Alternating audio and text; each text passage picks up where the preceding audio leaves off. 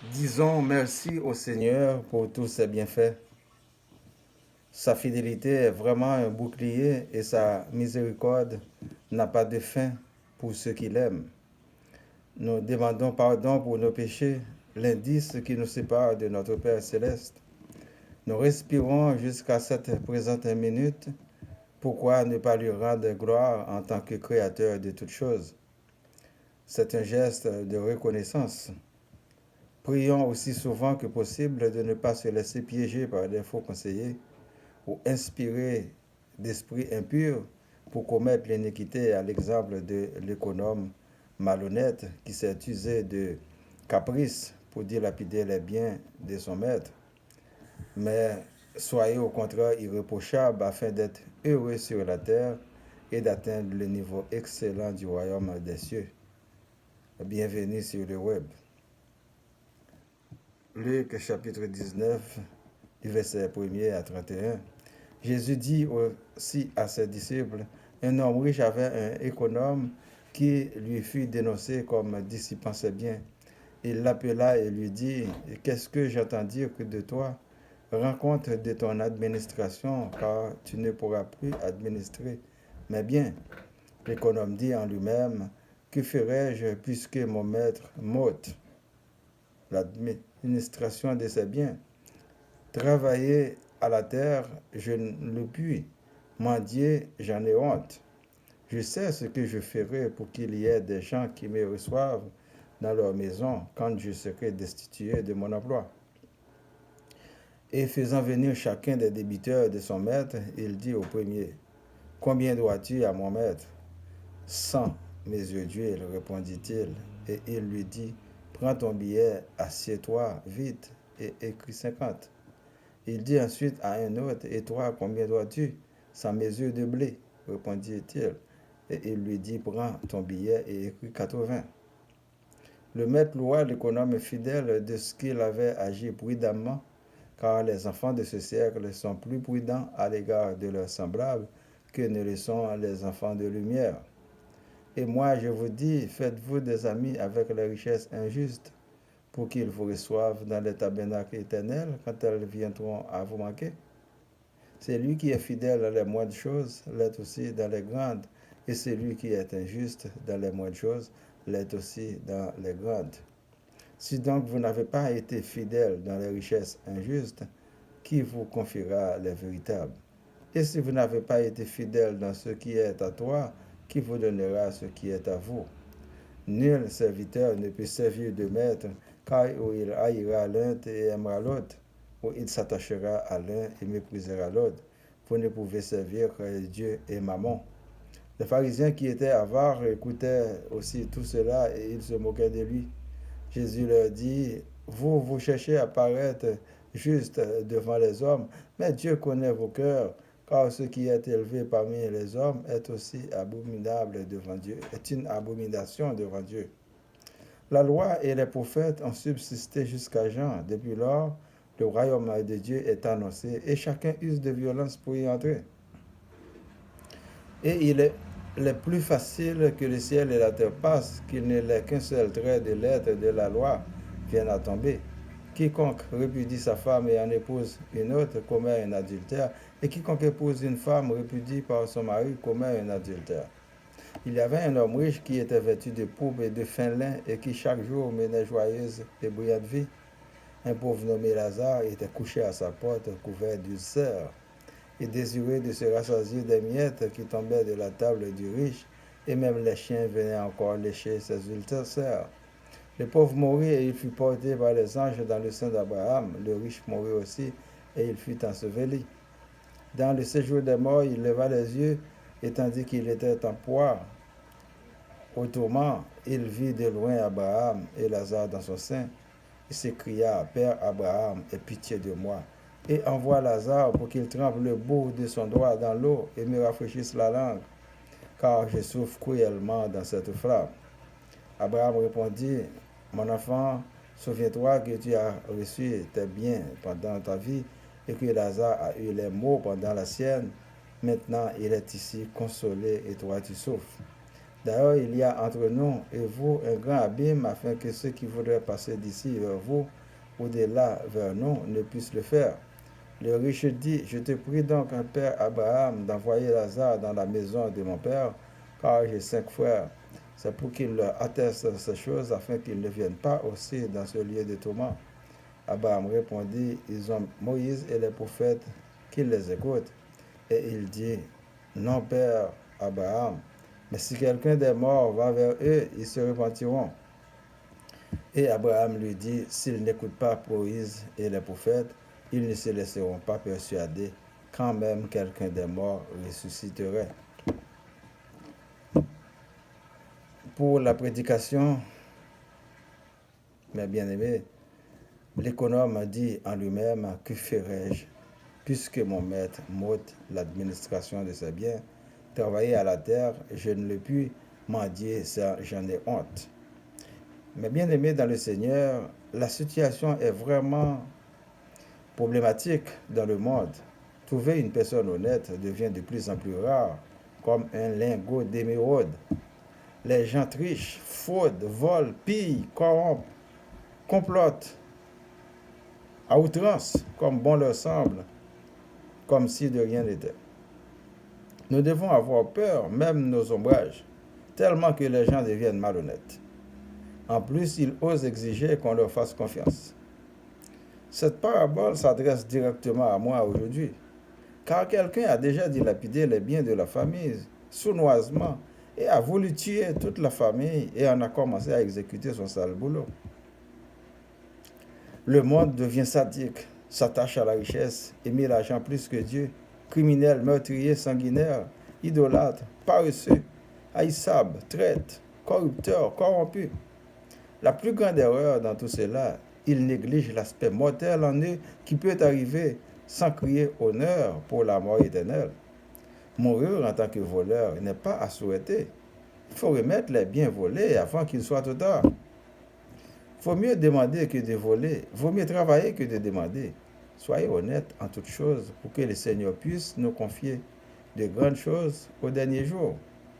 Le maître loi, l'économe est fidèle de ce qu'il avait agi prudemment, car les enfants de ce siècle sont plus prudents à l'égard de leurs semblables que ne le sont les enfants de lumière. Et moi, je vous dis, faites-vous des amis avec les richesses injustes pour qu'ils vous reçoivent dans les tabernacles éternels quand elles viendront à vous manquer. Jésus nous condamnera lors du jugement. Car le jugement sera pour les gens malhonnêtes. Nous savons bien et clairement quand nous agissons de mauvaise foi. Le serviteur infidèle sait ce qu'il faisait.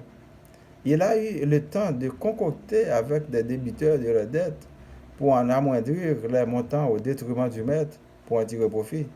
Il sait que le maître allait lui mettre à la porte, mais animé par l'esprit impur, il l'a fait. C'est pourquoi l'importance de chercher Dieu, l'importance d'inviter l'Esprit Saint d'habiter en nous pour nous amener au bon port. Si donc vous n'avez pas été fidèle dans la richesse injuste, qui vous confiera les véritables? Nous vous invitons à pratiquer l'honnêteté, car il n'y aura pas de place pour les personnes qui pratiquent l'injustice envers son semblable. Nous devons être parfaits comme notre Père céleste est parfait, nous dit Jésus. Matthieu 5, verset 48.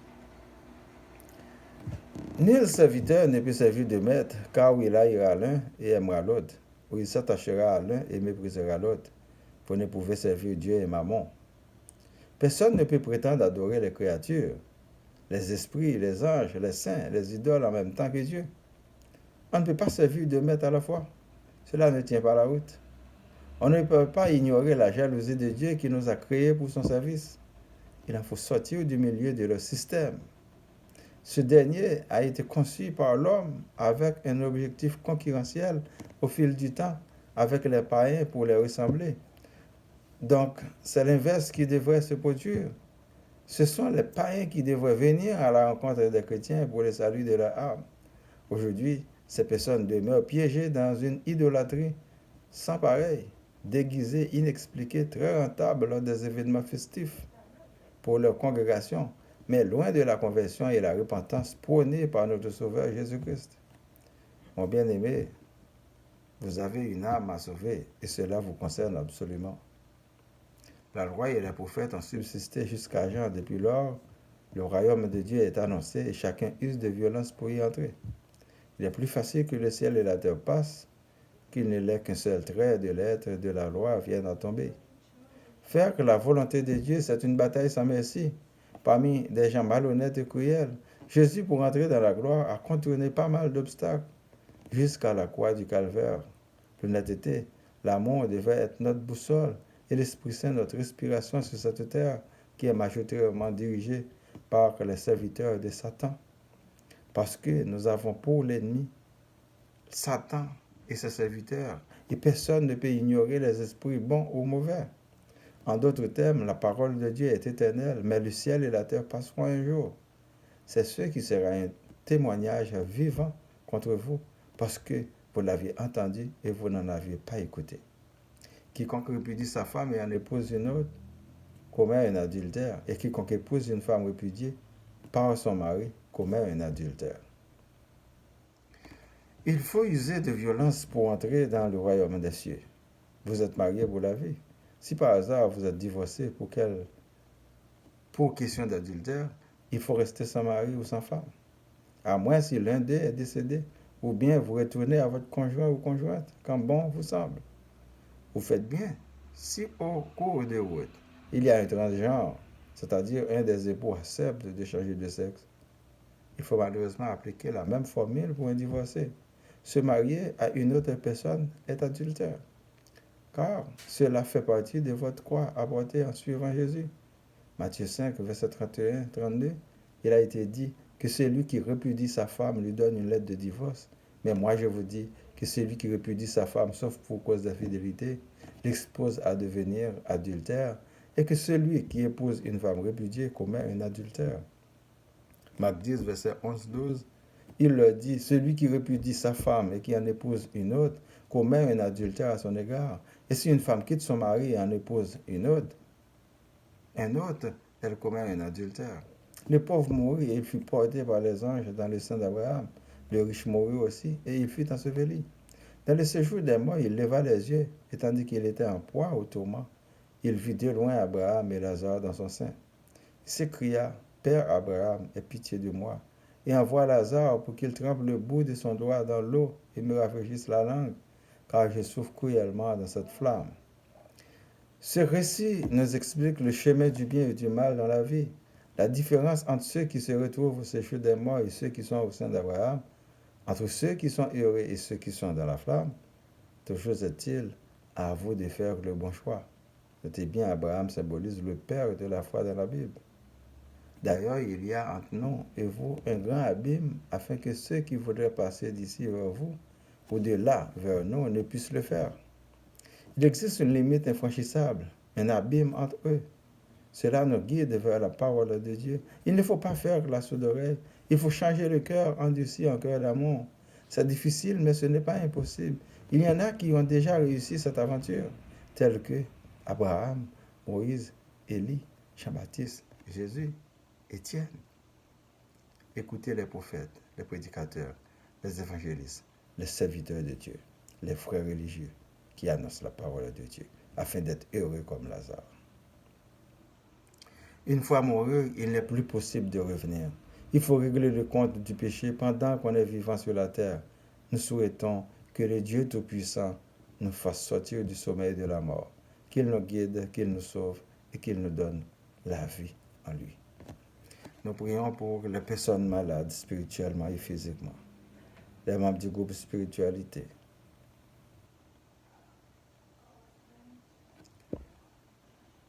ma famille, vos familles, M. René, Mme Remande, M. Adrien, M. Estimable, M. Étienne et famille, M. Lavoie et famille, Mme Micheline, Mme Naomi, Mme Nobert, Mme Noël Saint, M. Altidor, Mme Fania, Mme Maria, Mme Monique, les services d'urgence qui combattent la haine, les personnels de la santé, les gens d'affaires, les démunis, les chômeurs, les personnes à mobilité réduite, les autorités civiles et militaires, les gouvernements et le monde entier. Que Dieu nous fasse miséricorde, qu'il nous montre le chemin de son royaume, qu'il nous apprenne à aimer, qu'il nous accompagne dans nos décisions de chaque jour, qu'il nous apprenne à l'aimer plus que tout. Nous récitons notre Père qui es aux cieux, que ton nom soit sanctifié, que ton règne vienne, que ta volonté soit faite sur la terre comme au ciel. Donne-nous aujourd'hui notre pain de ce jour. Pardonne-nous nos offenses comme nous pardonnons aussi à ceux qui nous ont offensés. Et ne nous laisse pas entrer en tentation, mais délivre-nous du mal. Car c'est à toi qu'appartiennent le règne et la puissance et la gloire au siècle des siècles. Amen. Je vous souhaite de passer une bonne journée, un bon dimanche et une bonne semaine. Lisez toujours votre Bible. C'est votre serviteur Boniface Paradon. Merci, à la prochaine.